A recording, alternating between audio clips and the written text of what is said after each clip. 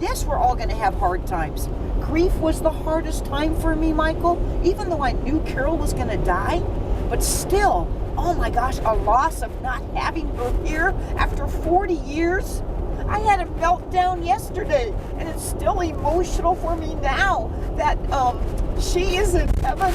I am an independent single woman. I'm not just a widow. I'm an independent single woman wanting to give what I can give to make our world better. And it's not based upon a relationship now in my life. At the time with Carol, we were a couple as solid as you could be. It was all about our profound love.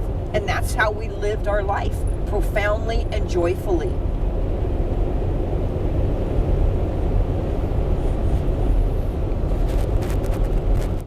Renee and her staff were just phenomenal.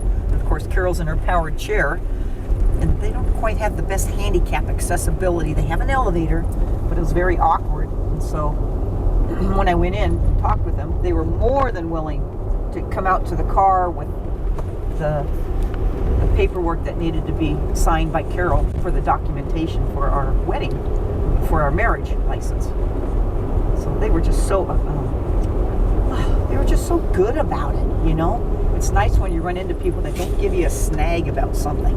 They just want to help you. They want to be there for you. It sounds like that happens in your life too, huh?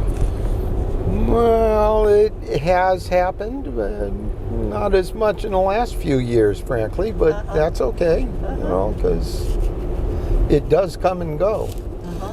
That feeling of having the magic inside me, I have had often. Awesome. It was wonderful. That feeling of vujade, like I ain't never been here before, has also occurred, and more frequently in the last few years, and that's okay too. Well, and I told you, those when are you learning. took me into your studio office the other day, you know, I mean, I know my eyes just bugged out of my head, and I'm going, oh my gosh, I didn't say it right away, but it's like, I've been here before, Michael. I've been in this office. You said that. Oh my God. Oopsie. And when you said it, it blew me away that you said it. I noticed the idea in your mind when it occurred. And it worried me because I was wondering what's going on, because you were clearly looking like there was something interesting going on in your head that I didn't understand at the moment. Right. And so it was pretty weird and amusing later on when you said that, and I realized, oh, well, that's got to be what I saw. Yep. Just to kind of set us in place and in motion here, I am traveling with Joanie Lindenmeyer, who was a childhood family friend. Yes. At St. John's in San Diego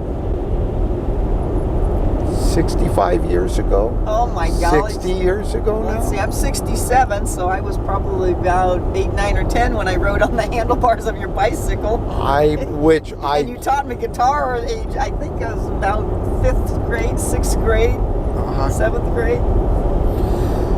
And Joanie Lindenmeyer is the voice of joy. And this is how I know her. Thank you, Michael. Thank you. Grown up in the same church, learned a whole lot of lessons, each of us in different ways. And this young lady has the message of joy that just brings us all forward. And that's what makes her, her. Thank you so much. And we're going to a book signing today because you have your 3rd book just came out in October, right? Yes, Is October that 1st. So talk to me about those. Okay. Well, the 3rd book is Healing Religious Hurts, Stories and Tips to Find Love and Peace. And it came about because in the book tour of None Better, which is the story of my life with my sweetie pie Carol, that came out March 19th of 2023, after doing a book tour for a year, there were many, many issues that people brought to the forefront in talking with me as I was signing books. And one of them was religion and spirituality. And they would say, oh, I knew this sister, I knew this priest, or I belong to this church, or this really bothered me about this church, and why couldn't I go to communion after a divorce, and how come I couldn't be an altar server and I was female, and oh, I went through this terrible annulment with the church, and I just don't like my church anymore, and they, just like you've experienced, Joni, they won't marry gay people, they won't marry same-sex people, and so all these issues came out, and I started to write these things down, and it was a combination of religious hurts and LGBTQ joys and sorrows as well. And so I said, okay, well, Joni, take that to your prayer corner. So I went to my prayer corner in my living room, which I always do. That's a big thing for me, discernment and prayer. And Jesus, Carol, should I write these next 2 books? And the answer was yes, absolutely. Forming a team, that's sort of my specialty. I love sports, Michael, and I've always been a PE teacher, a sports coach, and so to develop a team of people that could share their stories and figure out with our outline where their story would be best put in this book. And so what we thought was going to be a 100-page book turned into a 300-page book. Can you believe that? Just amazing. And all of our hearts just spilled out raw vulnerability, gutsy life experiences that can inspire and encourage, and mostly my 3 C's.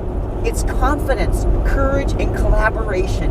We all have become more confident. We all have been courageous in our life and our decisions and coming out. And then, of course, to talk about it, to collaborate, to share. That's what it's all about. So, just last week, can you believe this? Last week, Q Spirit Christian Books globally presented both books, LGBTQ and Healing Religious Hurts, in the top 24 in 2024. Think about that. Globally, Christian books. My 2 books. It just blows me away. And it just adds to what happened to None Better. None Better, 4 months after it was published, it became an Amazon ebook bestseller at number 24 for 4 months in a row. And then it got the 2023 LGBTQ Christian Book Award as well.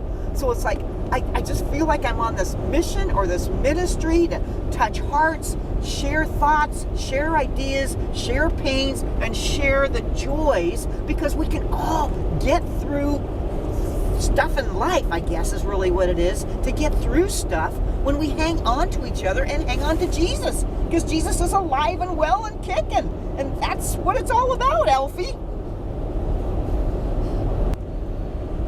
The success of the second and third books were not surprised because they followed the success of None Better. I never looked at it that way, but yes, it wouldn't have happened without the None Better, that's for sure. Exactly. And will it become an Amazon ebook or Amazon bestseller? I don't know. But books last forever. I think it was a miracle that None Better happened so quickly. But books last forever, and good books really last forever. And so maybe in 1, 2, 3, 4, 5 years, 10 years, 15 years, when I'm dead and gone, Michael, my family, the legacy that they will have of Aunt Joanie and of Aunt Carol, will be able to shine in those grand nephews and nieces and their relationships, and it'll just keep on spreading to people all over the world. There's no limit to it.